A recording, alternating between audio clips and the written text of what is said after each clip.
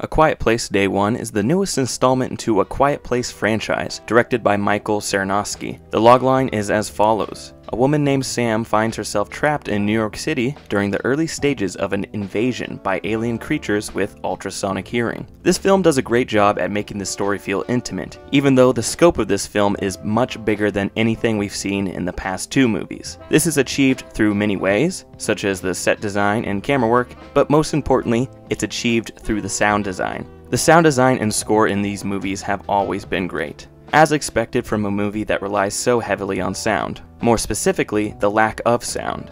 It makes all the actions the characters take feel very intimate and important in the scope of the film, and like any little noise means life or death.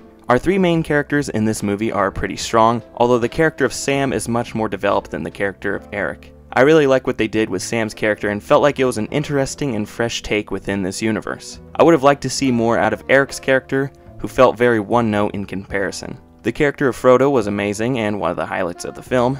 No notes, they were perfect. This is Frodo.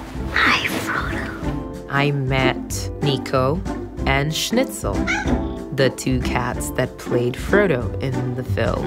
One of my main problems with this film is it often feels very repetitive. The whole story follows our main three leads as they traverse through New York City during the invasion. It often feels like we just get stuck in a cycle of the characters trying to be quiet, they make a noise, they run from the monster and narrowly escape, and then rinse and repeat. It's not too egregious since there is some interesting situations, action, and blocking, but it does get tiring after a while. Additionally, the climax of this film feels pretty underwhelming. I liked how the main character's story was wrapped up, but the big obstacle they overcome at the end feels pretty small compared to everything else they went through in this movie. They could have done something more, or at least something more inventive. I think that's really what this film lacked, which was to do something new with the concept. It seems like we've just been treading the same ground since the first movie, and that movie is the one that did it best. Also, on a side note, in the showing I went to, someone brought their 3-year-old child with them, which I thought was an interesting choice.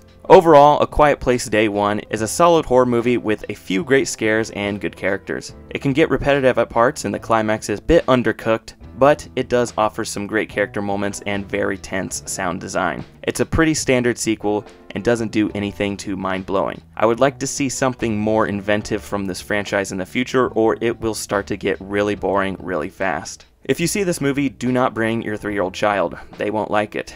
I rate it 3.5 stars. This has been Tom from Isenhart Productions, and thank you so much for watching. I'll see you next week.